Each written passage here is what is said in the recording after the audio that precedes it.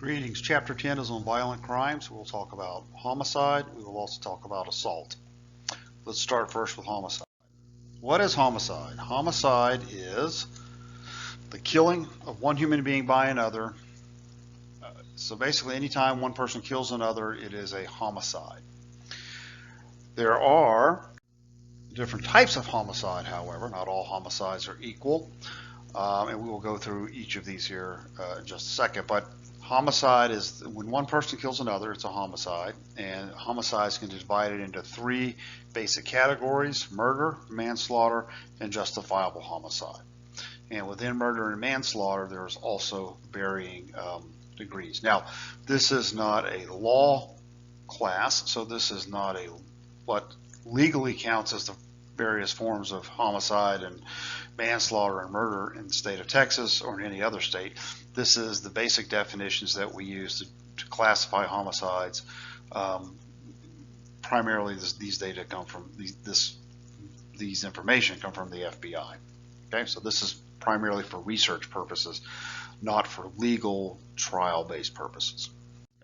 Let's start first. What is justifiable homicide? Well, basically, in a nutshell, justifiable homicide is anything that is state sanctioned, and that can be, for example, we see, quite a bit of protest about police shooting suspects or killing suspects in making arrests. And oftentimes, when their police are, ruled to be justified in this killing, there's a public outcry about that. But that's what justifiable homicide is. It is basically anything that is state sanctioned, and that could include police killing people in the line of duty, or it can also include soldiers in combat, and citizens in acting in self-defense. Those are forms of justifiable homicide. Murder is essentially a different type of homicide. It's what we most commonly think of. And in order for a homicide to be classified as murder, it has to have intent. Okay? In other words, the actions that you take in killing the person, there had to be an intent to kill there. And it's what separates this process of intent is what separates manslaughter from murder. Right? So if you, an accident, on the other hand, would not be considered a intent to kill. So let's take a look at what are the two types of murder. We have first degree murder and we have second degree murder. We also have felony murder, but that's a slightly different category.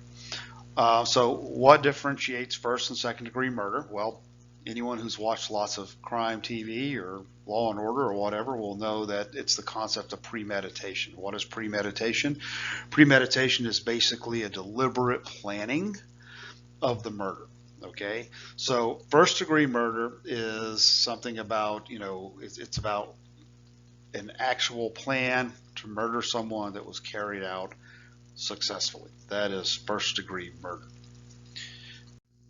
Second degree murder is intent to kill in a non-premeditated fashion. You're like, what the heck are you talking about? All right, so second degree murder involves intent, but it doesn't involve premeditation. So the classic example, two guys get in a bar fight. One guy takes a bottle, breaks it on the bar, and stabs the other guy in the neck, okay, during the fight. The intent was to kill the guy, but the act of the fight itself was not premeditated. It's not like the guy decided, all right, I'm going to follow this guy to this bar, and then we're going to get drunk, and then we're going to get in a fight, and then I'm going to break this bottle and stab him in the neck. That would have been first degree murder. That's premeditated.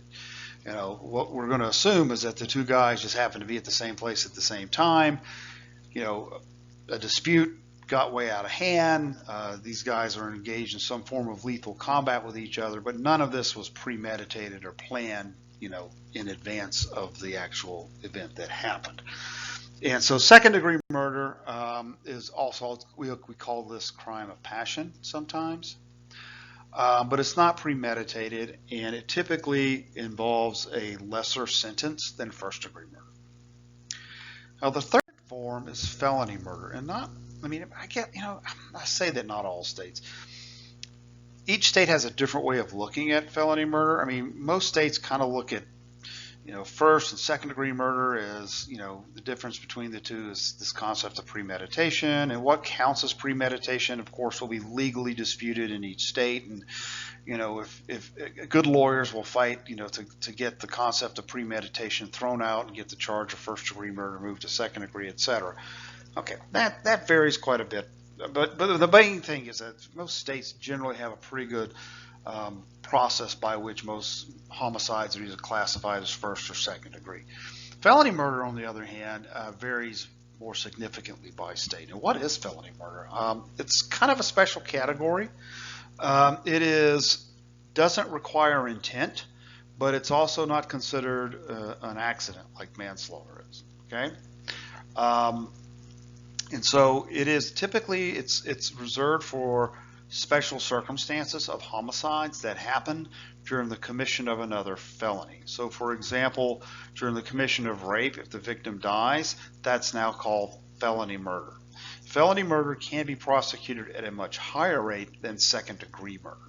Okay, so essentially, or another case in Texas where a guy got the death penalty, robbed a liquor store, and the guy behind the counter had a gun, and he started shooting at the robber, and the robber shot back, mortally killed the guy who was behind the counter at the liquor store, and the intent was a felony robbery, okay, aggravated assault robbery because he had a gun, but the outcome was the death, the homicide of the clerk at the liquor store.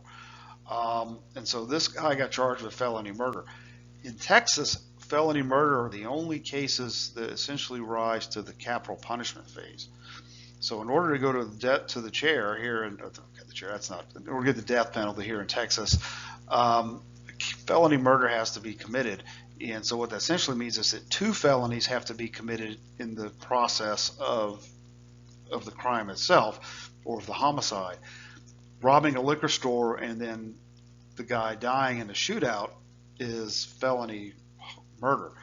A rape homicide in Texas is also felony murder and most likely would be a death penalty case. Okay. All right, let's move on to manslaughter. What is manslaughter? Oh, sorry about that. Okay. Manslaughter, slightly different than murder. It's a different form of homicide, and it is the unlawful killing of another without intent. In other words, it's an accidental death. But just because it's an accidental death, don't want to soften the serious consequences. Manslaughter is still a felony. Okay, let's talk about first degree manslaughter. So manslaughter is the unwillful killing of another without intent. If you intended to kill the person, it'd be murder, not manslaughter. First degree manslaughter is someone is killed by something that you did. Okay? Someone is killed because of something that you did. You hit somebody with your car and killed them. If you ran through a red light and somebody was in the crosswalk and you hit them and killed them, that's manslaughter. If you're driving drunk, although in some states drunk driving in homicide is a much worse felony offense. But if you're driving your car, you skid off the road and you accidentally kill somebody, hit another car and they die, if you're traveling at a high rate of speed, for example, that'd be a form of voluntary manslaughter. Something you did led to someone else's death. Okay? Legally, under the criminal law, you can be prosecuted and receive a felony sentence, and it would be less than what you would receive for murder, but much tougher than what you would receive for second degree manslaughter. And also, you would be still civilly liable. That's, again, there's 2 types of courts. There's criminal courts and civil courts. So you would also be liable in terms of, payment for pain and suffering to the victim's family. But in terms of criminal liability, if an action you take results in somebody's death, it's considered first degree voluntary manslaughter. Now, second degree manslaughter is action that you failed to take, which led to someone's death. Okay, someone is killed by something that you failed to do. So a couple of examples. Where's one really good example? In North Carolina, some people were killed in a fire at a chicken processing factory. And the reason why they were killed is that the fire escape door had been bolted shut from the outside. Why was the door bolted shut from the outside? Because the workers in the factory had been sneaking out for smoke breaks. And the manager caught them and decided that, well, I'm going to bolt this door shut so they can't sneak out for smoke breaks anymore. When a fire broke out, they tried to use the door and it was bolted and a bunch of people died. The manager was found guilty of second-degree involuntary manslaughter because his failure to maintain a safe work environment, you never block fire exits. And failure to do so had led, they argue, to the death of the workers. Another case is if you're involved in a wreck and they determine that your car was not in safe operating condition and somebody dies in that wreck, you can be charged with second-degree involuntary manslaughter. You failed to keep your car in proper working condition. You got in a wreck because you had bad brakes and didn't get them fixed and somebody died. Second-degree involuntary manslaughter. Here's the basic rule. If a reasonable person should have known that action was necessary to prevent harm, if a reasonable person should have known that the action was necessary to prevent harm, you should have gotten your brakes fixed. You should have taken care of that bad tire on your car. If that's in fact the case, then the crime is second-degree involuntary manslaughter. Now, okay, who's at highest risk of being murdered in the United States? We've talked about this earlier this semester. Your risk of being murdered increases if you're male, you're between the age of 20 and 34, and you're African American. The black homicide rate far exceeds the percentage in the population.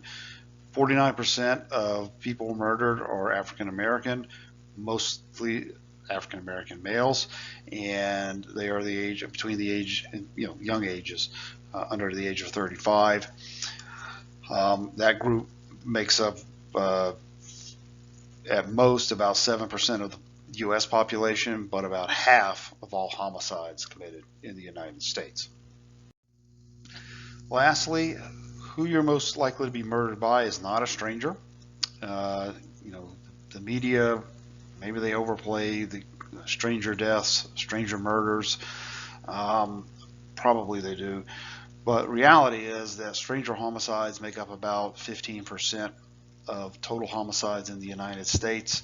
You're most likely to be murdered by someone that you know, someone who's either a close family member or a friend or an acquaintance.